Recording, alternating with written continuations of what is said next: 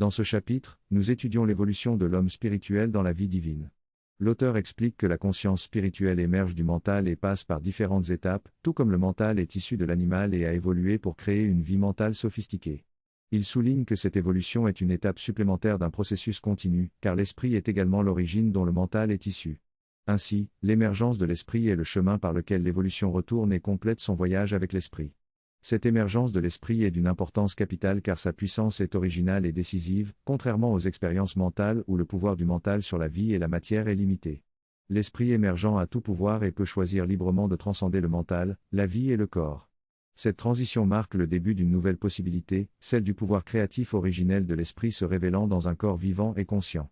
L'auteur souligne que l'esprit émergent n'est pas simplement une autre expérience mentale, mais une réalité spirituelle distincte.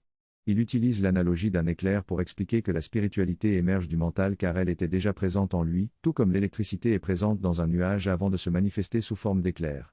L'auteur aborde ensuite les questions de la nature de cette réalité spirituelle et des moyens par lesquels cette émergence spirituelle se produira. Le texte se termine sur deux questions: quelle est la nature de cette réalité spirituelle qui va émerger et quelles sont les méthodes et le processus de cette émergence spirituelle? Dans ce texte, l'auteur met en évidence la difficulté de distinguer la spiritualité de l'esprit ou de l'expérience mentale. Cependant, lorsque l'expérience spirituelle commence à se produire, on peut ressentir un profond sentiment de paix et d'immensité qui est différent d'un état mental habituel. L'auteur donne l'exemple de la contemplation sur une montagne ou dans un jardin, où l'on peut se sentir connecté à l'univers et oublier momentanément son propre moi. Cette expérience illustre la distinction entre l'esprit et la dimension spirituelle. L'homme a la capacité de se détacher de ses instincts et des désirs matériels, contrairement aux animaux qui sont davantage guidés par leurs instincts de survie et de gratification. Alors que la plupart de l'humanité reste dans une conscience semi-animale, axée sur ses propres intérêts et désirs, ceux qui ont développé leur mental peuvent aller au-delà de ces instincts et commencer à percevoir la spiritualité distinctement. En fin de compte, l'auteur souligne que l'intellect doit être au service d'un objectif supérieur et que la spiritualité dépasse la satisfaction personnelle. Il mentionne également que le processus de séparation entre le mental et la dimension spirituelle sera examiné dans les prochains chapitres. La compréhension de cette distinction, elle nous permettra de participer consciemment à cette émergence de la conscience spirituelle qui existe déjà en nous. Si on laisse l'intellect à lui-même après qu'il a commencé à rationaliser les vies pour lui-même, il découvre rapidement qu'il peut justifier n'importe quoi, prouver n'importe quoi, poursuivre n'importe quoi, sans jamais être sûr que c'est la bonne chose à faire. Il devient agnostique, incapable de connaître son but. Il se tourne alors soit vers la satisfaction de ses impulsions, désirs et instincts animaux, soit vers la poursuite d'un idéal supérieur, mais il ne peut pas vivre pour lui-même, il n'a pas de but. Émergé de l'animal, on peut voir qu'il n'a pas la capacité de se séparer. J'ai partagé une expérience intéressante que j'ai faite avec un chien une fois. Il était fixé sur la nourriture, mais après plusieurs mouvements, il s'arrêta et me regarda avec un air de défi, comme s'il disait « Pourquoi fais-tu cela ?» C'est fascinant, car à ce moment-là, la nourriture n'avait plus d'effet sur lui, c'était comme si son esprit, qui était immergé dans ses pulsions instinctives, s'était levé et avait pris le contrôle. Chez un bébé humain, cela se produit après quelques mouvements, il s'arrête et vous regarde en se demandant pourquoi vous jouez avec lui. La différence entre le chien et le bébé humain est seulement le nombre de pas qu'il faut à l'esprit pour se détacher. Chez un adulte, c'est la même chose, dès que je retiens ce qu'il veut, il s'arrête et me regarde, comme s'il se demandait si je vais jouer avec lui. Jusqu'à présent, il était dirigé par son instinct, mais dès qu'il est sorti de son domaine, il ne savait plus comment gérer cela. L'esprit s'est séparé et après cela, quand je lui ai redonné ce qu'il voulait, il est retourné à son état initial, mais un peu désorienté. Si on lui apprenait à plusieurs reprises à contrôler rapidement cet instinct, on obtiendrait un comportement qui ne serait pas celui d'un chien normal, mais presque celui d'un esprit semi-humain. Cela se produit avec certains animaux plus avancés, comme les gorilles, les dauphins ou les orques. Chez l'homme, l'esprit est séparé, il peut prendre conscience de ses opérations mentales distinctes de ses opérations de vie. Cependant, il y a un stade où on ne peut pas distinguer les deux, où l'on a l'impression que nos émotions sont nos pensées, surtout lorsque l'on est agité, passionné ou confus. À ce moment-là, nous nous comportons comme des animaux ou des enfants. Quand on voit des adultes énervés et se disputant, leur processus de pensée est avant tout une expression de leur passion émotionnelle, et leurs comportements irrationnels deviennent évidents. Mais la passion se définit elle-même par la domination du pouvoir ou de l'énergie sur l'autre, c'est ainsi que les animaux se contrôlent mutuellement. Cette valeur s'est imposée à l'esprit en criant et en poussant plus fort, en essayant de faire passer sa vérité, mais ce n'est pas la vérité pour les valeurs mentales. Ce dont on a besoin, c'est de calme, d'arguments logiques, d'une opération totalement différente. Parfois, on peut le faire quand quelqu'un est passionnément confus, lui dire « Arrêtons de nous énerver et parlons en adulte, qu'est-ce que tu veux dire par là ? Change ton état d'esprit et discutons avec des valeurs rationnelles. » Certains le peuvent, d'autres non et ils ont encore cette nature animale. Leurs pensées et leurs volontés peuvent se détacher de leurs sensations, de leurs impulsions, de leurs désirs et de leurs réactions émotionnelles. Le processus de détachement implique de séparer ses pensées, ses sensations, ses impulsions et ses réactions émotionnelles. Il s'agit d'apprendre à se désengager de ces différentes couches afin de pouvoir observer et contrôler ses émotions. La dernière étape consiste à devenir détaché de ses émotions, ce qui permet de les observer sans être à leur merci. Ce niveau de détachement offre la liberté de choisir comment réagir et de sanctionner ou d'annuler les réactions émotionnelles indésirables. Cependant, ce processus de détachement est souvent difficile, car nous sommes souvent trop attachés à nos émotions. Il est donc important de cultiver cette capacité à se désengager de nos émotions afin de pouvoir les observer et les contrôler. De plus, cela requiert une connaissance pratique de soi-même en tant qu'être mental distinct des émotions et du corps physique. Ce processus de détachement est une étape de l'évolution actuelle de l'humanité, mais malheureusement, de nombreuses personnes choisissent de ne pas faire cet effort. Il est question de glisser lentement dans une sorte de sentimentalisme émotionnel, décrit comme une forme de liberté pour faire ce que l'on veut et suivre ses propres désirs, sans aucune justification logique. Cependant, il est souligné que cela serait une erreur. Il serait préférable de s'affirmer en tant que conscience mentale consciente, plutôt que de s'identifier à une identité émotionnelle sentimentale. C'est un processus par lequel on passe avant de réaliser qu'il y a un niveau supérieur d'affirmation à atteindre. L'auteur compare ces étapes d'émergence de l'esprit à l'émergence de l'esprit en nous. Au début, l'âme ne semble pas distincte de l'esprit, mais plutôt mêlée à lui. Cependant, au fur et à mesure que l'on prend conscience d'un sens plus profond de la vie, d'un but plus élevé, cela reflète en réalité une conscience spirituelle à l'intérieur de l'esprit. Cependant, ces expériences sont souvent perçues comme des expériences mentales ou émotionnelles, sans réaliser qu'il s'agit de quelque chose de plus profond, mais encore fortement mêlé aux émotions. On souligne également que l'être humain mental n'est pas conscient d'une âme distincte de l'esprit et du corps, qui se détache et observe, contrôle et façonne. Il est souvent enseigné dans les religions que cet détachement est une expérience mentale, et est souvent appelé l'âme. Il est important de ne pas confondre ce détachement mental avec la vraie nature de l'âme.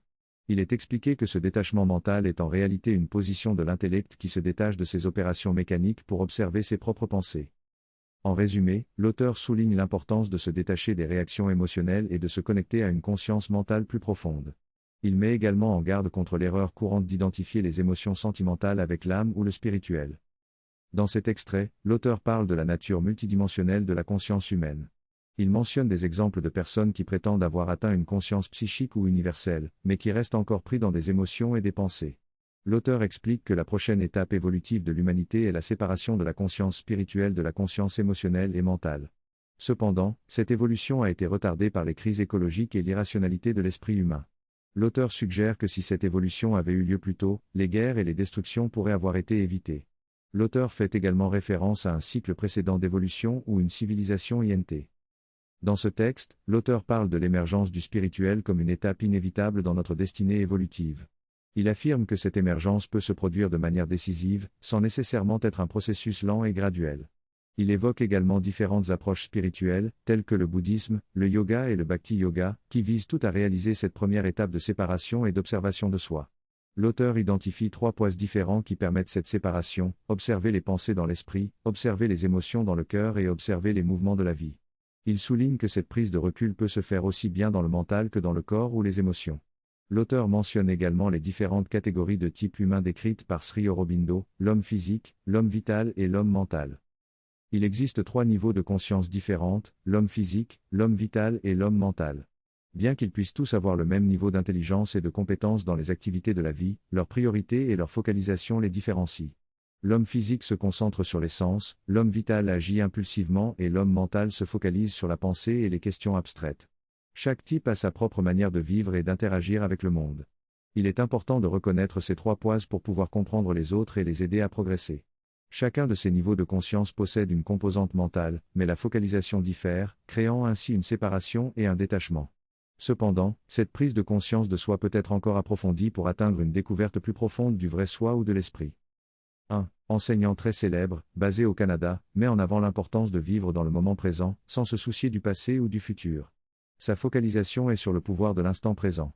Cependant, son enseignement s'arrête là et ne va pas au-delà. Certains se sont déclarés illuminés en se rendant compte qu'ils n'étaient pas leur esprit ni leur pensée, mais qu'ils étaient libérés de tout cela. Cependant, cela ne représente qu'une étape vers le vrai soi, qui peut être atteint en faisant l'effort de se détacher également des mouvements de la nature, du corps, des émotions et de l'esprit. Ce processus de découverte de soi peut aller plus loin et permettre de se connecter à une conscience plus vraie, qui est au-delà de l'esprit, de la vie et du corps. Ce sont des représentations d'une entité divine, selon cet enseignant. Dans cet état d'éveil, nous sommes conscients de la nature et de son dynamisme par une conscience intrinsèque et une vision directe des choses. Cette expérience est rarement vécue par la plupart des gens, mais ceux qui l'ont vécue par intermittence peuvent entrevoir quelque chose de plus grand qui dépasse l'esprit et le temps. Cela peut être un aperçu de quelque chose de plus profond ou plus élevé qui ne peut pas être pleinement compris par l'esprit humain. Dans ce texte, l'auteur parle de la conscience intrinsèque, une forme de conscience qui est plus fondamentale que la conscience mentale. Il explique que cette conscience intrinsèque nous permet de ressentir et de connaître la nature d'une manière plus profonde et véritable que la vision mentale habituelle. Il compare cette conscience intrinsèque à la vision de l'esprit divin, car elle permet de voir la beauté et la valeur intrinsèque de chaque élément de la nature, sans s'encombrer de jugements mentaux. L'auteur affirme également que grâce à cette conscience intrinsèque, nous pouvons exercer un contrôle sur notre nature et la changer. Ce contrôle provient de l'intérieur et est plus doux et efficace que celui exercé par la conscience mentale. L'auteur décrit cette conscience intrinsèque comme une forme de conscience qui est présente à la fois dans nos émotions, nos pensées et notre corps, et qui peut être utilisée pour apaiser et transformer nos émotions et pensées. Il affirme que plus nous laissons cette influence de la conscience intrinsèque grandir en nous, plus les changements peuvent se produire rapidement et facilement dans notre personnalité et notre nature. Lorsque nous entrons dans un état de calme absolu, où notre esprit est silencieux, nos énergies vitales sont apaisées et nos sens sont tranquilles, nous pouvons alors prendre conscience du soi, une substance spirituelle qui dépasse notre seule individualité et se répand dans l'universalité. Ce soi n'est pas dépendant de forme ou d'action naturelle, il est au-delà de toutes ces contraintes. Il s'étend vers une transcendance dont les limites ne sont pas visibles. Au sein de cette transcendance, l'expérience du soi est si complète et puissante qu'il pourrait être tentant de s'y arrêter. Cependant, au-delà de cette réalisation du soi, il y a une dimension supplémentaire, une transcendance qui s'étend au-delà du temps, de l'espace et de toute autre qualification. C'est dans cette transcendance que réside la véritable complétude. La transcendance représente l'épanouissement de l'expérience authentique du soi et sa libération, ainsi que son statut de transcendant. Cela implique de pouvoir réaccepter les différentes facettes de soi et d'entrer en contact avec le monde. La transcendance ne peut pas être pleinement décrite car elle dépasse toute formulation. Il s'agit de ces libérations de la partie spirituelle en nous qui constituent les étapes décisives de l'évolution spirituelle dans la nature. Chaque étape peut être atteinte et embrassée, mais la transcendance finale est au-delà de toute description. Le processus d'évolution spirituelle consiste à passer par différentes étapes et à se libérer progressivement des limites du mental, de la vie et du corps. À chaque étape, le soi spirituel se sépare davantage du mental et des autres parties de l'individu, pour finalement retrouver sa véritable nature spirituelle. Cela permet alors au soi spirituel d'interagir avec le monde d'une manière plus puissante et libérée. Lorsque le soi spirituel se tourne vers le mental, il peut élargir sa conscience et s'ouvrir à sa propre universalité, influençant ainsi les pensées et les perceptions. De même, il peut transformer les énergies limitées de la vie et du corps en les enveloppant de sa propre liberté et en les reliant à l'universalité. Cependant, ce n'est qu'à travers ces mouvements décisifs que le véritable objectif de l'évolution spirituelle devient évident. Jusque-là, ce sont seulement des mouvements préparatoires. En réalisant pleinement ces mouvements, on comprend alors la véritable signification de l'évolution et on voit que le monde n'est pas simplement un lieu de souffrance, mais aussi de joie qui cherche à émerger et à s'imposer. La souffrance n'est qu'un passage à travers lequel la joie cherche à prendre la pleine possession de sa liberté. En fin de compte, l'évolution spirituelle permet au soi spirituel de réaliser sa véritable nature et de manifester la joie et la liberté inhérentes à son être. Dans cette synthèse, l'auteur parle de l'importance de la souffrance et des difficultés que l'humanité a traversées au cours des milliards d'années d'existence de l'univers. Selon Sri Aurobindo, cette souffrance ne peut être justifiée que si ce qui est à venir est si grand et merveilleux que toute la lutte en valait la peine. L'auteur évoque alors la manifestation spirituelle et la capacité de créer un monde où l'infinité du bonheur peut s'exprimer dans d'innombrables variations et possibilités de jeu. Il mentionne également que la conscience mentale ne peut pas comprendre pleinement ce potentiel créatif, tout comme un singe ne peut pas comprendre les capacités humaines. L'auteur souligne ensuite que la conscience spirituelle sera capable de faire l'expérience de l'ananda, du bonheur infini, d'une manière que la conscience mentale ne peut pas concevoir. Il suggère que cette conscience spirituelle sera en mesure de percevoir la Terre, le système solaire, la galaxie et l'univers entier comme des êtres vivants conscients, avec une vision et une conscience intrinsèque du bonheur et de la plénitude de l'univers. Le texte parle de la perception de l'univers comme un être conscient, englobant le temps passé, présent et futur. Il évoque également la concentration de cette conscience dans le corps pour accomplir des actions quotidiennes telles que manger. L'expérience de cette conscience universelle est décrite comme un délice partagé par tout l'univers. Cependant, l'auteur reconnaît que cela reste une tentative limitée de l'esprit humain d'imaginer une telle conscience.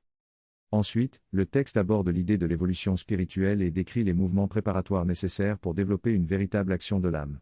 Il mentionne la pression de l'entité psychique pour libérer l'ego et l'ignorance de surface, ainsi que la direction de l'esprit vers une réalité occulte. Ces mouvements préparatoires sont considérés comme importants pour ouvrir la voie à une transformation radicale de la nature humaine et à la pleine liberté de l'âme. L'auteur souligne également l'importance de reconnaître l'aide spirituelle qui est déjà présente, même si nous en sommes souvent inconscients. En nous alignant sur cette aide, nous pouvons commencer à ressentir son influence et progresser vers une expérience plus profonde du soi. Ce texte invite ensuite à méditer sur la description de l'émergence du soi et à se concentrer sur cette expérience. Il décrit brièvement comment le silence intérieur permet de prendre conscience de notre nature spirituelle, qui dépasse toute individualité et se connecte à l'univers. Ces moments de libération spirituelle sont considérés comme des étapes décisives dans l'évolution spirituelle.